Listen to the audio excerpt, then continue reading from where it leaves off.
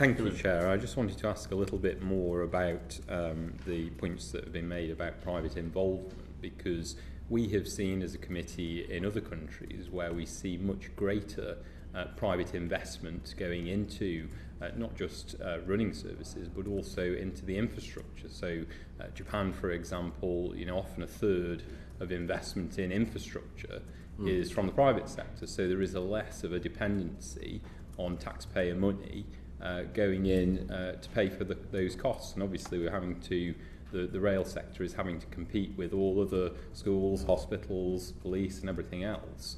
So how do we, with the changes which are proposed with Great British Railways and everything else, how do you see it that we could attract more investment from the private sector into rail in this country? In Japan, I'm told that much of the capital that comes is because of property development associated with track enhancement. So the developers get real bang for their buck out of that. They want to make a shopping centre or a housing development, they build a railway to go with it, or refurbish the railway. I don't know if that's completely true, you may have more facts, but we have had private sector involvement, and it's under the Labour government, ironically. HS1 was meant to be built by a private operator, London and Continental Railways. It went bankrupt and had to be rescued. We built it for $7 billion of public sector money because the private sector failed. Then Mr Cameron sold it because he's such an astute businessman for $900 million. So he lost $6.1 billion on that. We had to rescue Tube Lines and Metronet, who came onto the tube.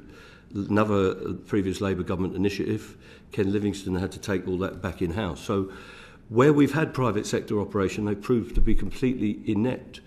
They don't want to invest. They want to milk the railway and milk the taxpayer.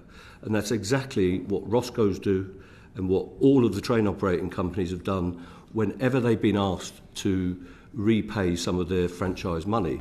It's what the first group did on Great Western. They threw the keys back and said, we'll never pay a penny back to the taxpayer. We were told that this would happen through privatisation. The lesson has been, as soon as it's got to come out of their pocket and they've got to put capital up front, they refuse to do it. I don't think they've ever invested any capital. They've never built a train. They've never built a station. They don't even pay for the uniforms on the staff back. They get that from the franchise arrangements. That's the failure that you're describing, private sector involvement. In terms of, and you mentioned a minute ago that I think you described open access as parasitic, which I think is pretty distasteful, to be honest. But why? In terms of... Why is it distasteful? Well, what we've seen, and what, if you let me ask the question, is that actually open access operators have seen both passenger numbers and revenues return quicker than the rest of the system since the pandemic. So how would you reflect on that? They're not paying the true cost of their operations, because they're not paying the true cost of operating the infrastructure, they're not paying the true cost of operating the stations, they're not paying for the signallers. It's an ideological... People are voting with their feet.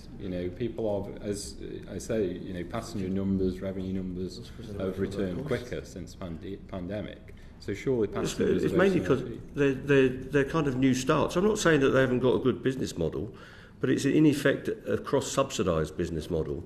If they'd had to pay their full costs of their start-ups compared to everyone else, that business model wouldn't operate. Why don't they just go out and build railways then and operate them from the start? They don't do it, do they? I agree with you on that, but the reality is that in terms of those services, we are seeing people use them. People are increasingly so. So how does that... Maybe that's because of the model that the rest of the railway's been hobbled with, because of the privatisation model. If we had a properly integrated railway, we wouldn't need open access operators, because we'd have an efficient fare system that delivered for all of the communities. Don't you think there should be choice, not just in terms of... People have always had choice. You can get the express train or the slow train, and that's pretty much what the model is with open access operators. They get certain preferential arrangements and paths, and they bid for those paths, which are often preferential to the one that the traditional operator is running.